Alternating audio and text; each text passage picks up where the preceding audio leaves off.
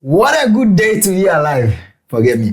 So the Institute of Economic Affairs have released a survey recently. And according to the survey, it looks like 68% of Ghanaians are happy with His Excellency John Dramani Mahama's, leadership style and administration. But in the same vein, if you take 10 Ghanaians, 7 Ghanaians are not happy with food prices and cost of living. But how can we see this disparity where you are okay with the president's leadership style, yet prices of commodities, you disagree with them strongly? How do we have this disjointed? A lot of factors will contribute to that. Okay. But first and foremost, it's because of where we are coming from as a nation, right? The economy was at a bad place such that we just couldn't wait to make way for the old government to go for this new one to come. So they keep saying that whatever they met was very terrible. And so they are trying so hard to take us to a better place. No, but if you say, right? Kingsley, on this show, we are independent minds. you get it? And of course. That is it. But when you make the statement that they say things were terrible, but what was truly the issue on the ground? Is it a fact that we had our CD depreciating at a very fast rate to the dollar? Is it a fact that we had double-digit inflation? Is it a fact that we had fuel prices skyrocketing? I think we should be fair to this conversation. Today is one of the days I'm not going to buy into your mischief, but I get what you did there. Yes, we all know that the country was in a bad place and the new government took over and everything. But right now, it's like they have this adage in Chi. You see, Bibi Konso Jina Kwentia, right? Okay. It's like you are saying something is gone, but no, it's right next to you.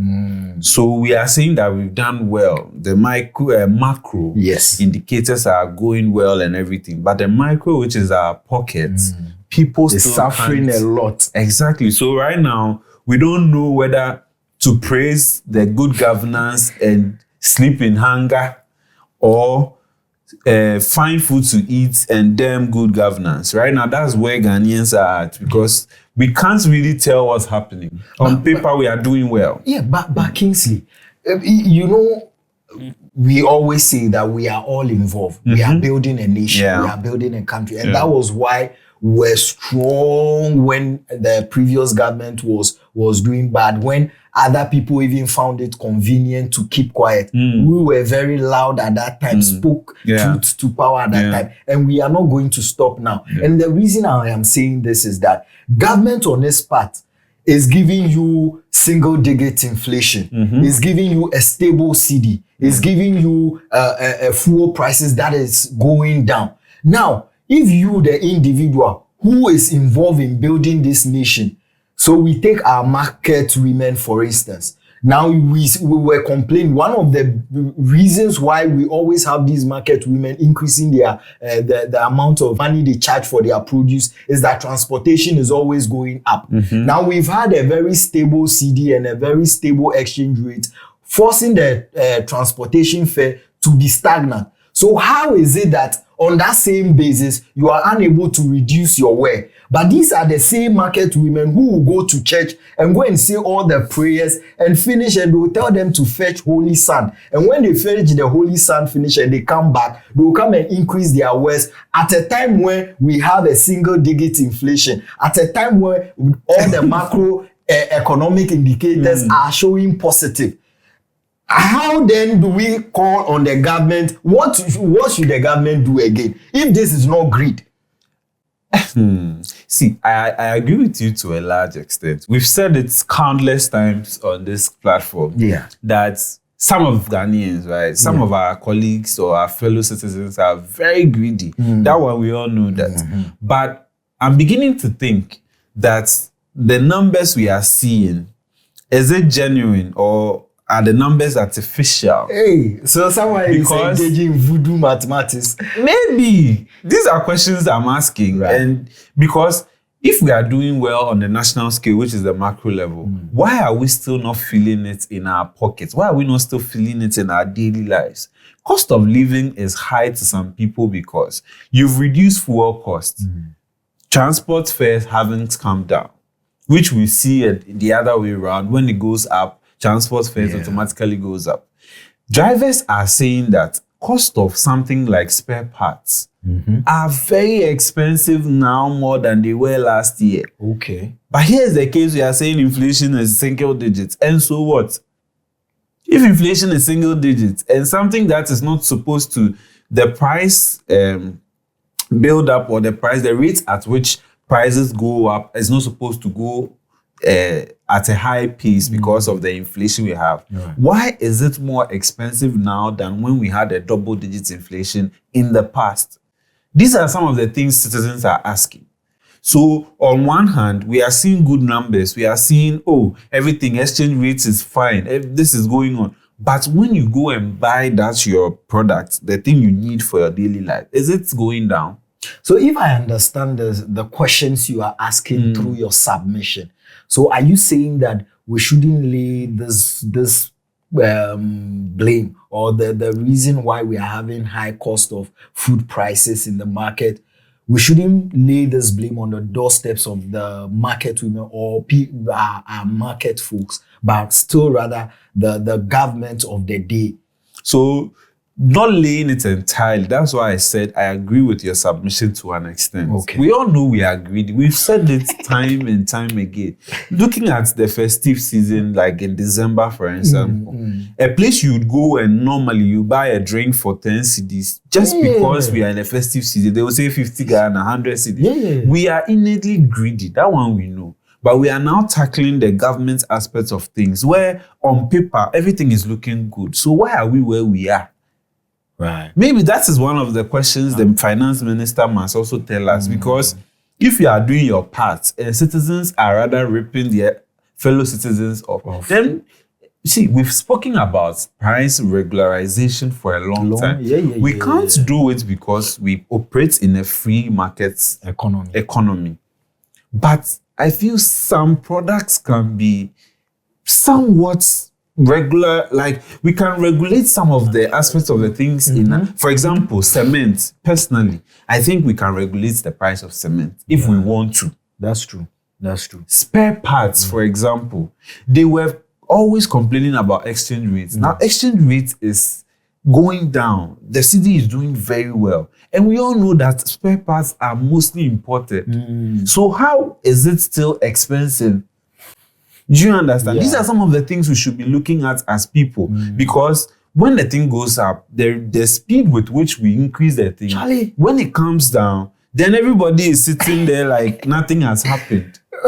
Well, we'll live to see. Kingsley, when we look at this survey by the Institute of Economic Affairs, IEA, it makes the point that 46% of Ghanaians are battling with unemployment, which makes it the second highest, followed by illegal mining at 30%. Now, for a government that won the election on the back of 24-hour economy, having a survey like this is quite disturbing. Or is it because we haven't seen the full effect of the 24-hour economy? Because as we speak, they've passed the 24-hour economy bill, authority bill, so that, because they make the point that this is an authority that would be working with multiple sectors of the economy, multi-sectorial. So they need one place where they can coordinate all of these things. When this is to happen, are we going to see this 46% of unemployment going down, hopefully to a single digit? One of my biggest disappointments in this current administration is the 24-hour economy thing. Why? The reason why I say this is that the way it was trumpeted during the election period, I thought they had everything put together. So immediately they are implementing in that phase. But you would agree there are administrative things they must set up. Forget administration, my brother. Forget administration. What is administration about jobs creation? Hey. Gosh. I am thinking that because you see, the speed with which our president wanted to do things, we are not even going to drag Akufo-Addo into this, but we all know how Akufo-Addo had dreamt about free SHS and what he was going to do. We all know the funding bit was what he was jittery about. But immediately he came, against all odds, he started this that same year. Well, but some people will argue probably because he didn't take his time. That is why we are seeing all the challenges that the free SHS is facing. So should we also be in a hurry to initiate a 24-hour economy that would not stand the test of time? I can tell you for free that this 24-hour economy will not be perfect. I can tell you for free, really? Just like any other policy that will be introduced by any government now and in the future. Okay. But if you don't start, how do you make the mistakes and correct them as we go along? If you had done that from last year, by this time, that administrative thing would have been wrapping up so that we are seeing real impacts of people being employed. We are now coming to set up a whole office, do administrative things. And by the time we are done, there's another year is also gone and we left to just 2 years. When 24 hours economy, some industries are already there. All they need is some small push, some small resources to change their operation from 8 to 5 or 9 to 5 to 24 hours. We've started with some of them like the DVLAs and the other institutions. But is that what was promised? The private people who employ more than government institutions, how many people have switched from doing 9 to 5 or maybe if they do 6 to 6 to 24 hours? How many of them? Government doesn't have to do everything. Yeah, I think private participation. All it will take is for maybe a Ministry of Finance person or Minister of Finance to say, you, this industry person or this company, you produce shoes. I am going to cut your taxes by 2%. I am going to reduce your tariffs by this. I have written to ECG. But all of these things, you are just outlining the benefit and of I'm saying if we are started early, the 24-hour economy. If we are started early, we would have been there by now. And we are talking about people we are rolling onto the system. Okay. But this is February 2026, a year and 2 months after you take over, and we still haven't seen one single 24-hour economy success. Kingsley, so how do we explain this for a government that has set up a task force called NIMOS to fight illegal mining? Illegal mining happens to be the third highest item on the IEA's survey. You and I know that NIMOS thing is a scam. I'm sorry. Oh. How? You don't know that Galamsey has gotten to its all-time high in this country right now. We know that, and that is why it has become a matter of emergency that we tackle this. Hence, the establishment of NIMOS. They are doing NIMOS. Blue gas, blue gas, blue water gas. We are joking, this country, we are joking. And you see, it hurts me because President Mahama, this is your legacy term. The thing is worsening by the day. And you see, just a year and 2 months in your governance, we are telling you things we don't like already. Yeah. We are not saying he should be perfect or do everything perfect, but in that department, I'll rate them 0 over 10. Galamsey. Oh, 0 Kingsley, over no, 10. This is not fair. We've seen NIMOS seizing excavators and all of that, reclaiming lands. Even some rivers have actually started healing itself. So if you give them 0, it's you and I sat here. You keep saying we are independent minds. Yes. Maybe you have forgotten selective amnesia. Let me remind you. Okay. We discussed Sami Jemfi's utterances on Galamsey here. We've discussed Sam George's utterances on Galamsey here. When they were in opposition, they said it could be solved in a matter of days. I keep asking, maybe Sam George will see this video today and respond. Sam George, the next 5 days, President Mahama can solve Galamsey if he wants to. You told us that Akufo-Addo then could do it. Why can't Mahama do it now? Or you lied to us. Maybe if you lied to, you can apologize. But we have it within us. The president can stop Galamsey if he wants to, unless he supports it. So in that department there, it is zero.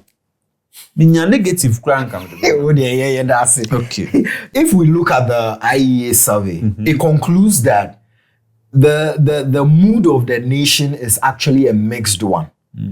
In one hand, they are happy and content with the president's leadership, but in the other hand, they are unhappy with cost of living and food prices.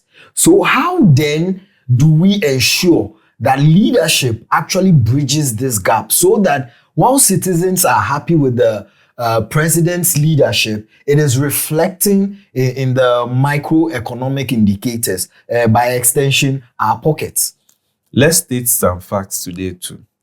Good leadership Does will not not pay for your beans and plantain.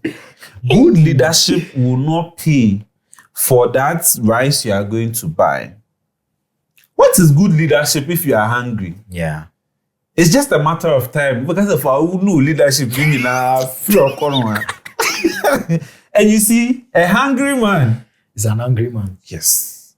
So we are happy. The city is doing well. Things are going well largely. Yeah. Except for the fact that if you talk and you don't talk well, 12 a.m. in the morning, They'll come and pick you up. Then they'll go and ransack your place. I don't know why we do that in this day and age. But in all of that, good governance there, Mahama is doing President Mahama is doing very well. But you see, the little things coming up, he has to look at them. The price thing, I don't know how we are going to do it. He has inaugurated some great economic minds, the page thing. Yeah. Now, maybe some of the things they can look at is how we can regulate our prices. I mean, even if not for all the produce. Exactly. Not some regulate commodities. entirely, but see, we can set a benchmark. So, for example, rent. Why are you in a neighborhood where we all know this neighborhood here? It lacks amenities. One single room shouldn't cost more than 500 cedis. But when you ask for the rent of that, maybe one single room, they are saying 1,000 Ghana. Why? So we should have maybe a threshold where you don't go depending on where. Okay. Because someone renting at East Legon or Rage or Cantonment should not be the same as someone renting at, for example, Circle or Alajo or Aveno. Yeah. Do you understand? Right. So let's look at it in that vein, because right now people are enjoying your leadership. Yeah. But again, drivers are saying most of their cars have been spotted and they are in shops. Now, fuel call for more, but only car from. Yeah. What's the benefit of a normal citizen who doesn't have a car? True. When fuel is gone down, my lorry fare or my transport fare is not going down. Me now, I struggle to get to work in the morning. Yeah. I struggle to work from work to home. What am I benefiting? I won't benefit anything. So if such a person is saying they can't feel anything in their pocket, these are the things we are talking about. You there, you have a car. So maybe buying fuel now is better than when you used to buy it. So you think things are going well. But that's, you don't define who a citizen is and what they are feeling right now. Yeah. I think these are very, very genuine concerns. And I think the government should really pay attention to it, because at the end of the day, you can engage in all your mathematics, your, balance sheet and all of that. Cocoa farmers haven't been paid. Well, we are waiting for the cabinet report. Let's not take the wind out of the sea. I get you. I'm just saying that these are all things that will contribute to the high cost of living. Because if something was 10 cedis and I can easily afford it, now my disposable income is not even there. Yeah. So 10 cedis will be expensive to me. Right. Hey, Sergio Ramos. Respect yourself. Well, it's true. You see, at the end of the day, we are building a nation that feeds its people, a nation that accommodates its people. And if you engage in all your balance sheet and economic terms, and at the end of the day, the ordinary Ghanaian can't feel them in his pocket, then please, we are begging you, that is not what we ask for. We ask for a Ghana where we can afford the things we buy, afford the medicines we take, afford the health we so desire to keep. So these are ask. And I always say that the Ghanaians really are very reasonable people, and they ask for the bare minimum. Like you right get it. now, You my know, water hasn't been flowing for 6 months, and you're telling me good governance. What is good governance? we hear you, Kingsley. Water to cook, water to bath. We hear you, Kingsley. What is good governance? We hear you, Kingsley. When I don't have so water. government, we are asking for the bare minimum, and it's up to you to rise to the task and occasion. Well, let us know what you think in the comment section. And whilst you're doing that, recommend this to a brother, a friend, a sister, until we come your way next time. Continue to be a great citizen. We are.